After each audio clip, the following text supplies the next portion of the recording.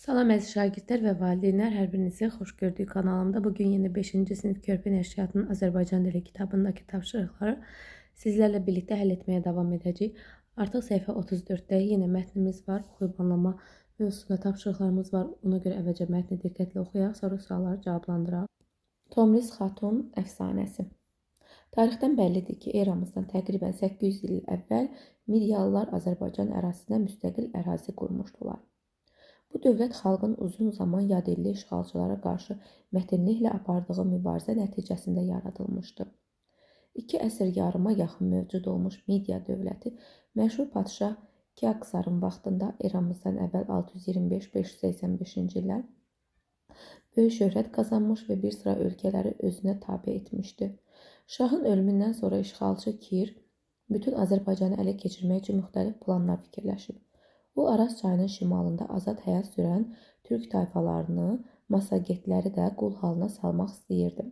Herodotun yazdığına görə bu zaman Massagetlərin taxtında ölmüş padşahın dul qadını Tomris əyləşmişdi. Kir əvvəlcə Tomrisə elçilər göndərərək onunla evlənmək istədiyini bildirir. Tomris olduqca ağıllı və tədbirli qadın idi. O, Kirin niyyətini dərhal anlayır. Başa düşür ki, Kir ona deyil, torpağına, məmləkətinə aşiq olub.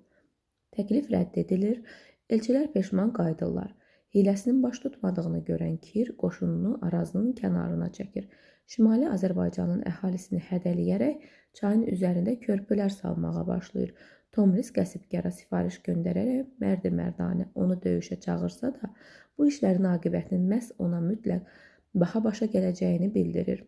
Kir isə öz əməllərindən əl götürməyərək sərhədi keçməyə nail olur. Kir qoşunundakı vuruşa yararsız əskərlərini yemək və içki ilə meydanda qoyaraq döyüşkən dəstə ilə puskuda dayanır. Tomrisin oğlu Spargapises işğalçıları torpaqlarından qovmaq üçün öz qoşunu ilə həmin yerə üz tutaraq düşməni darmadağın edir. Kirin hiləsindən xəbəri olmayan gənc sərkərdə qələbə sevincini qeyd etmək üçün şənlik təşkil edir. O, döyüşçüləri ilə yeyib içərək yuxuya dalır. Puskuda durmuş Kirin adamları bu fürsəti fövtə verməyərək hücuma keçir. Spargapises ayıldığı zaman özünü dəmir zəncirlə bağlanmış görür. Oğlunun yatdığı halda əsir götürülməsi Tomrisə ağır təsir edir. O, Kirə belə bir xəbər göndərir. Ey insan, qanı içməkdən doymayan acgöz Kir, üzüm suyunun köməyi ilə qalib gəlməyinizə öyünməyin. Özünüz bu suyu içərək qudurursunuz. Qarnınız çaxırla dolduqca daha da lovğalanırsınız. Hiləgərlik və belə bir alçaq yolla oğlumu əsir götürdüyünə heç də öyünmə. Sən onu döyüş və şücaətlə ələ keçirməmisən. İndi mənə qulaq as. Çünki bu dediklərim sənin xeyrinədir. Oğlumu özümə qaytar və qoşunumun 3-cü hissəsi ilə etdiyim bu cür həyasız rəftarın cəzasını almadan bizim ölkədən çıx, get. Əgər dediyimə əməl etməsən, günəşə, Massagetlərin hökmdarına and olsun ki, nə qədər doymaz olsan da mən səni qanla doyduracağım. İnatkar Kir Tomrisin xəbərdarlığına məhəl qoymadan daha da lovğalanır. Bu şəkildə əsir qalmağını özünə sığışdırmayan Spargapises imkan tapan kimi intihar edir. Kirin şərəfsiz və hilə dolu tədbirlərindən təngə gələn Tomris öz qoşununu Kirin üstünə yeridir. Bu şiddətli döyüş haqqında yenə də Herodotun yazdıqlarından məlumat almaq olur. İndiyə qədər olan müharibələrin heç biri bu müharibə kimi dəhşətli olmamışdı. Əvvəlcə hər iki qoşun uzaq məsafədən bir-birlərinə ox atmışlar. Oxlar bitincə əlbəyaxa döyüşə keçərək bir-birlərini qılınc və nizə ilə vurmağa başlayıblar. Uzun və ağır döyüşdən sonra nəhayət Massagetlər qalib gəliblər. Kirin özü də, qoşunun çox hissəsi də bu döyüşdə öldürülüb. Mərd və hünərli Tomris işğalçının cəsədini insan qanı ilə dolu tuluğun içinə saldırıb istehza ilə deyib: Mən səni döyüşdə məğlub etdim, ancaq sən oğlumu hilə ilə əlimdən aldın, ürəyimə dağ çəkdin. Mən də dediyim kimi səni qanla doydururam. İç istədiyin qədər, iç, bəlkə doyasan.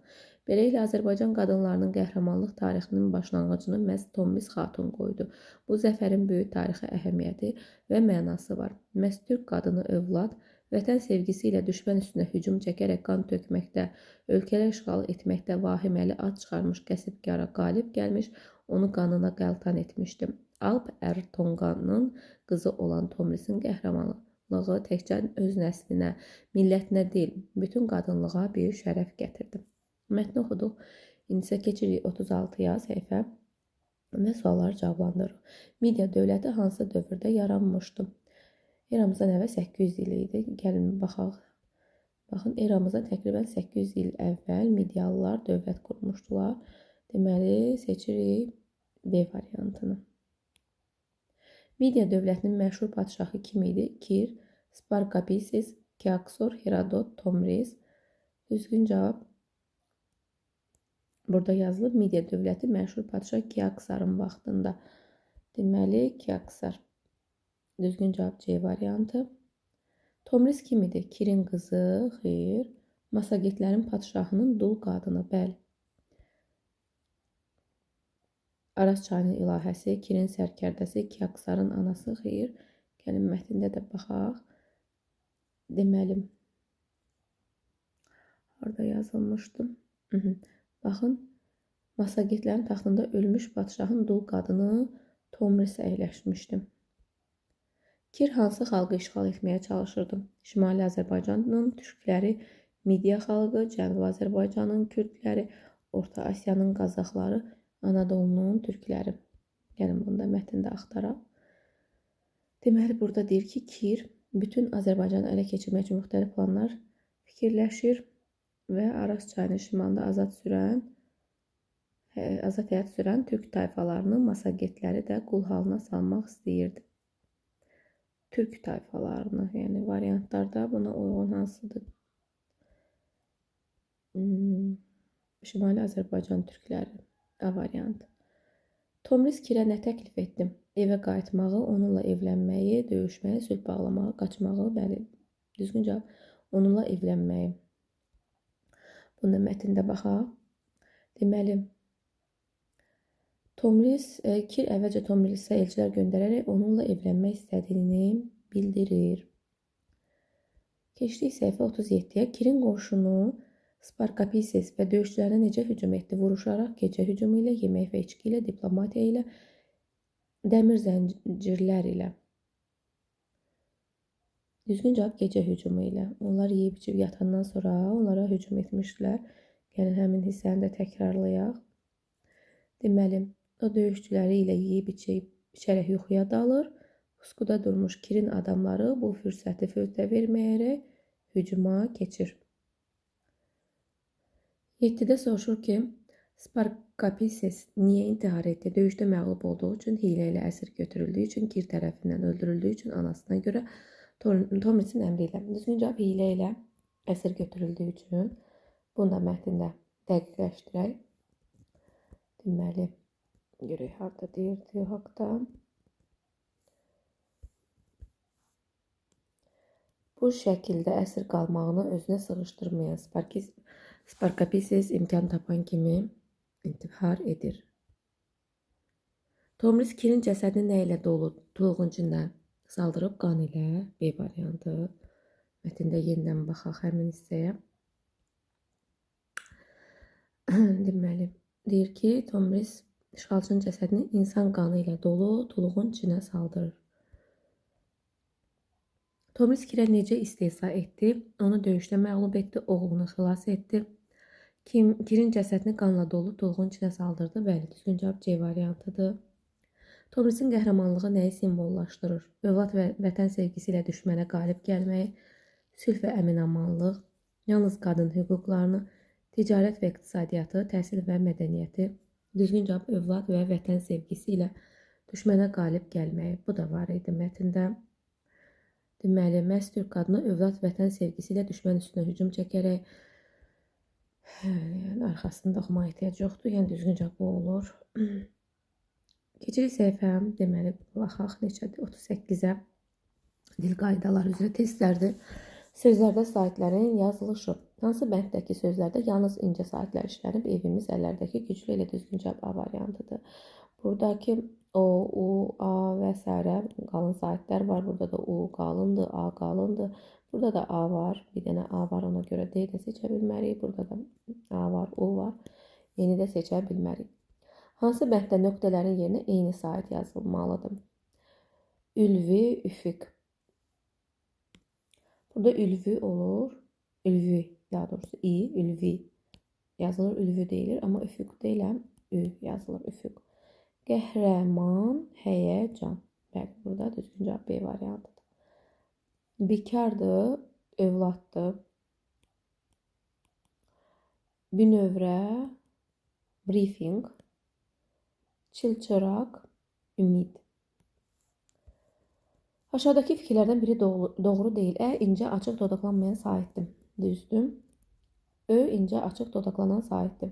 Düzdür. İncə qapalı dodaqlanmayan saitdir. Bu da düzdür. Qalın qapalı dodaqlanan saitdir. Düzdür. Qalın qapalı dodaqlanan saitdir. Qalın düzdür, amma qapalı deyil, açıqdır, dodaqlanan deyil, dodaqlanmayandır. E variantı. Qalın, açıq, dodaqlanmayan saitdir. Qalındır, açıqdır, dodaqlanmayandır. Elə indi onu deyirdi. Ona görə anı seçirik. İ incədir. Qalındır, amma qapalıdır. İncədir, incədir. Verilmiş fikirlərdən biri səhvdir. Saitlər hava axını ağız boşluğunda heç bir ciddi maneəyə rast gəlmədən formalaşan səslərdir. Bəli. Saitlər heca əmələ gətirən səslərdir. Düzdür. Saitlər küyün iştirakı ilə əmələ gələn səslərdir. Xeyr, bu samitlərə aiddir. Saitlər vurğu qəbul edən səslərdir. Düzdür. Saitlər tələffüz zamanı uzanan səslərdir. Bu da düzdür. Keçdiyi səhifə deməli bu görək necədir? 39-dur. Tərkibində yalnız dodaqlanan saitlərin işləndiyi sözləri müəyyən edin. Arxalıq çarı kitabdakı burada metod dodaqlanan sait yoxdur. Xalça, yaxşılıq, varlıq burada da yoxdur. Uzunluq, görüntü, incəlik. Burada var ü, amma dodaqlanmayan da var bizə deyir yalnız dodaqlanan. Ona görə bunu da seçə bilmərik. Odun, oxşar, ofsun. Burada da dodaqlananlar var, amma dodaqlanmayan da var Məsələn, dodaqlanmır, ona görə bunu da seçə bilmərik. Gömrük, güclü, duzlu. Bəli, burada bütün saitlər dodaqlanandır. E variantı. Sözlərdən birində yalnız dodaqlanmayan incə saitlər işlənib. Dovğada incə sait yoxdur. Ümumiyyətlə, üzükdə üdür. Həm incədir, həm də dodaqlanmayan deyir. Dodaqlanır bunlar. Bunu da seçməyəcəyik. Əllərimiz, bəli, i. Dodaqlanmır, həm də incədirlər. C-ni seçirik. Orduda qalın saitlərdir. Uşaqlıqda da qalın saitlərdir. Bəndlərin birindəki sözlərdə incə saitlərin hamısı işlənib. İncə saitlər hansılardır? Yəni, xatırlayaq. I, Ö, ü. 5 dənə incə saitimiz var. Hamısı deyir işlənsin. Ö var, ü var, i var, var. Nə yoxdur? Hansı olmadı burada? 1, 2, 3, 4. Hansı yoxdur ki? Yoxdur. Bu olmadı. Burada ümumiyyətlə bir dənə i var, B variantında. Bu da olmaz. Burada var, i, 2 dənəsi var, bu da deyil. Hərbi öküz elmi burada da deyəsən. I, Ö, ü. Nə çatmadı yenə? Bəli, 5-i də var burada. D variantı. Üzük telefon yoxu, burada ancaq ü ilə E var. Deyir sözlərdə nöqtələrin yerinə hansı saitlər yazılmalıdır? Tələbat, ülviyyət, əjdaha. Müəllim, ü, a. D variantı. Yalnız qapalı saitlərin işləndiyi sözləri müəyyən edin. Qapalı saitlərimiz də i, u və üdür. Burada məsələn a var, olmaz. Burada da a var, bu da olmaz. Burada da a var, bu da olmaz. Burada bəli, u, ü, i, D variantı. Burada a var, o var. Bunlar olmaz. Bəli. Məncə bu qədər bəs eləyər bugünlük. Ümid edirəm sizlər üçün faydalı oldum. Sağ olun, yeni videolarda görüşərik.